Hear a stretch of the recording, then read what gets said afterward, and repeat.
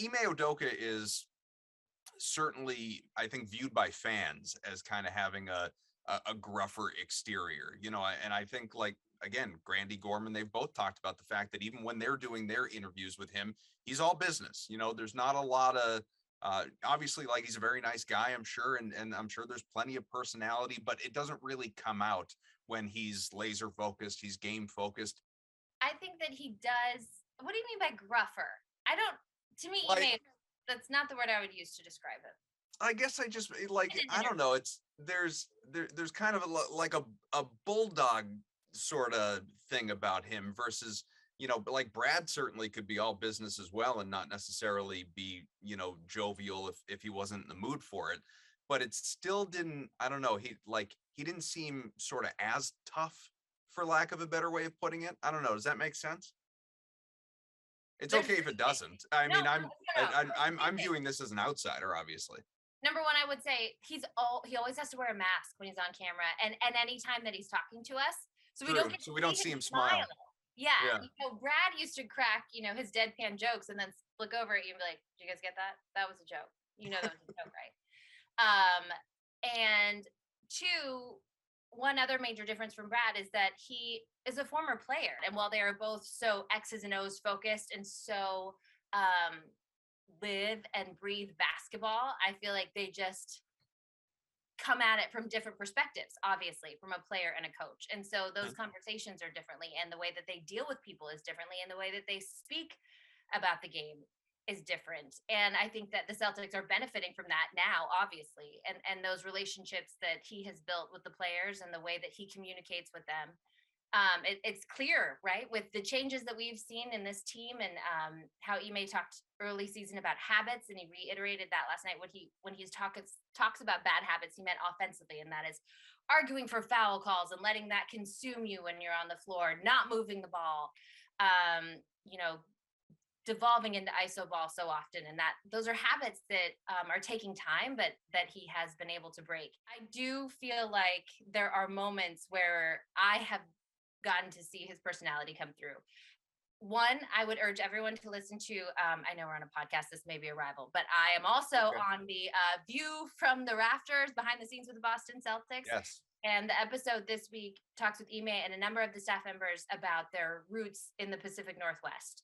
And I think that that is a really good glimpse into Ime and where he comes from, who he is, and how he has gotten to where he is now, and to hear his viewpoint.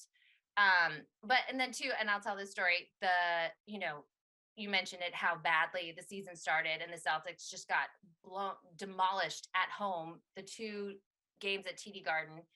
And the second one, he rolled up and I said, Ime, we have got to stop meeting like this. Because I talked to him after every home game, win or lose. And he just is like, I know, we got, something's got to change. But he wasn't mad. He wasn't angry. Yeah. He wasn't even frustrated at that point. He was just like, you're right. This is not good. I'm going to work to fix it. And so, he's not, I wouldn't call Which him is good because there are he's not definitely a some coaches curmudgeon, I've worked with in the past that would not have laughed at that. Right. Yeah. So he did not give me any weird sort of side eye either. And Yeah. so there is personality there. I do think, and I think it took us time to get there with Brad as well. A lot of people, Brad's first season was my first season. And I can tell you, even I think, a handful of years in, that post-game interview with Brad in the hallway at home, like that was still one of the few parts of my job that stressed me out, because I just didn't know what kind of mood or reaction he was going to be in. And so I don't necessarily feel that with Ime. And I appreciate that, actually. I think, there's the sentiment that we all owe Ime an apology for overreacting to early season troubles. And, some people, no, I think you do. I think a lot of us do. I think the people who call for him.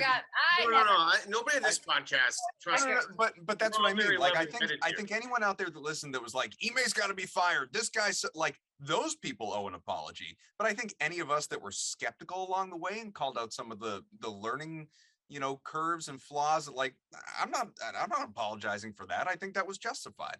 But like at the same time, don't we also have to let him like learn on the job, and like, because he's a first year head coach, I've done this before, make mistakes? Like, Sure. I guess the question was whether they should have hired a first-year coach, but that's a whole other conversation. well, it I seems also think it's not necessarily that. I think that Ime has had the long term in view the whole time. I mean, we all I wouldn't say question. We all said when he was running only switching defense during the preseason, we're like, what is going on? But it was, the players have muscle memory of playing a certain way and have played, especially for the Celtics, a certain defensive system for, their entire careers. So switching that is going to take time, figuring out what that looks like, what that means for you, what your job is, and what your role is in this new system is different. And that is not something that is going to change overnight. And so I give credit to Ime for implementing that and then not backing down when it didn't work or when they were struggling and guys were confused and couldn't figure it out. I mean, he stuck with it, and you continue to drive home the points of emphasis. And clearly, they're sinking in. yeah. And that's what excites me is I feel like that's kind of, we're at a new baseline now. And so it's going to get better. And then we can start looking ahead to changing expectations. Well, and as I whisper into the mic, they also weeded out the guys that couldn't really do it. Like they've got the right personnel to fit everything that you're talking about. Yeah, and it's all the habits that they used to drive us crazy offensively have been really fixed, and that's been the biggest, I think, to me. I mean, the defense has been otherworldly for the past 2 months. I mean, it's comical. You look at their and Sean Grandy said it best last night. It's like, I know it sounds like far fetched to say that they're lapping the competition. The Celtics defensively at this point are just lapping the competition, and what's great is, again, you kind of saw this a little bit in 2021 towards the end. It's like, there's something here. And then in 2022, the calendar flipped, and it's been just like lockdown defense every single night. It's been wonderful, with the exception of the Pistons loss. But the Pistons actually just hit a bunch of really tough shots in that game. So, kudos to them. But the thing that I think with Ime that a lot of people were annoyed with in terms of just their offensive, they were so stagnant at certain points, and you would hear about, we want to preach ball movement, but it actually never happened. Now, as we hit 2022, when you look at some of the highlight plays from last night, I think the best one is one where I think Jalen cuts Tatum to the ball at top of the key. Tatum throws a bounce pass between two guys. Jalen catches it and then bounces inside to Al, who finishes it for the layup. Well. Yeah, and all of that is stuff that we definitely didn't see at all, and now we're seeing with more consistency, the past couple of years. And this is where I think when we step back and look at the biggest differences in Boston, obviously their defense is ridiculous, but they were sort of expected to be a really good defensive team right from the jump. I think when you look at everything, this new offensive approach that they have, where the ball's flying around, again, credit to the guys on the floor too, no question. I mean, Marcus Smart obviously being a part of this is huge as a ball mover. Tatum's been, his growth as a passer and facilitator has been documented throughout the entire season. They have the right mix for this, but like the fact that it's actually coming to fruition and the basketball that everybody's been craving for the past couple of years is actually happening. Again, I just think it's a credit to Ime for sticking to his guns, as Abby said, and being not hard-headed, but like being like, just wait this out. We're going to get this right. It takes time. We all have so much muscle memory and mental barriers that you need to break through. And it's not something that's going to happen overnight. And so I think that there's no question Ime is unlocking another level. I think it was there the whole time. And Jason is a sponge. Any of the assistants that you talk to about him, you show him things once or twice and he understands what he's trying to do. It's a matter of executing it out on the floor.